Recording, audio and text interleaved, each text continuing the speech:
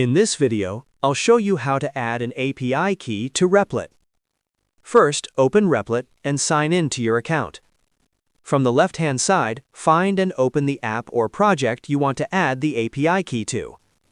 Once you are inside the project, look for the plus sign next to Tools and Files. Click on it and then search for Secrets.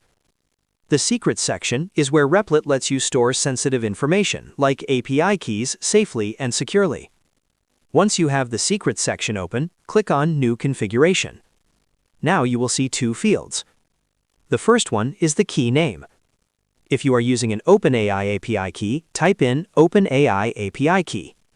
If you are using a different API, just type in the name of your API key. The second field is the value. This is where you enter the value for your key. Type in or paste your value into that field. Once you have both fields filled in, click on Add Configuration. Your API key is now saved and connected to your Replit project securely. That is how you do it.